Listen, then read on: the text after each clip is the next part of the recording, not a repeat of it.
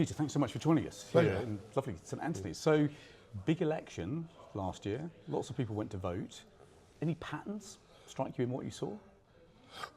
The most interesting thing statistically, which is not what matters to most people, is that it was quite unlike any other post-Second World War election, in that there wasn't the old Robert Mackenzie swingometer, move it 3%, 4%, on all seats go roughly like that.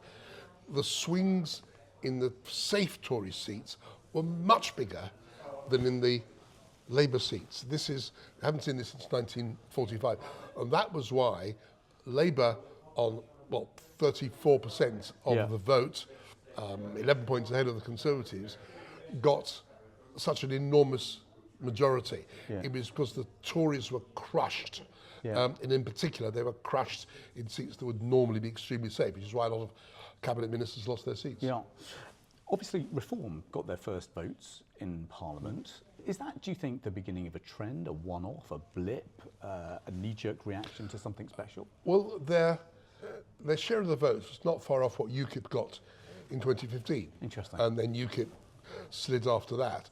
But I think the significant thing, given our voting system, is that Reform got more than 4 million votes and 5 seats, whereas the Liberal Democrats got 3.5 million votes, 500,000 fewer, and got 72 seats.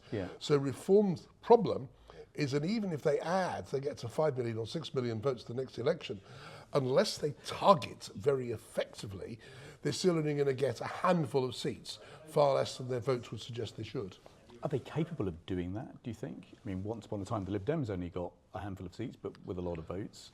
Do you think Reform can learn, adapt? But the Liberal Democrats, over the years, through local organisation, work in local councils, winning local seats, and then tactical voting, so that a lot of Labour supporters, where Labour had no chance, voted Lib Dem.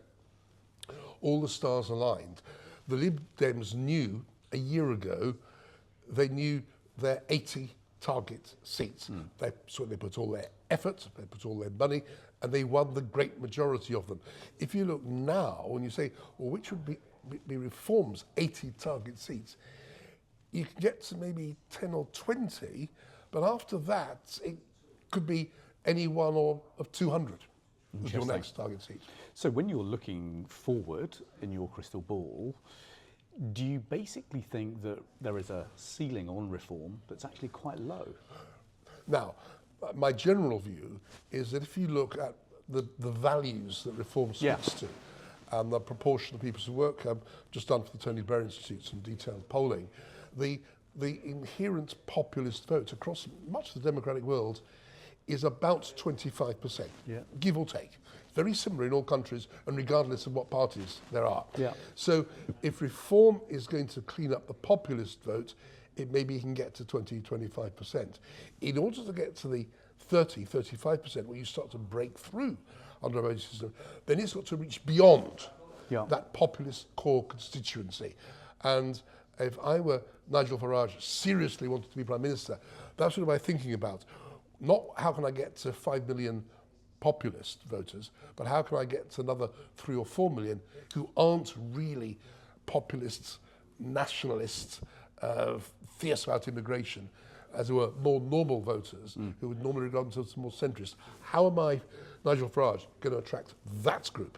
And so I suppose it's the job of mainstream politicians to figure out how to stop them doing precisely that. That's precisely, and I think they could be doing a lot better than they are.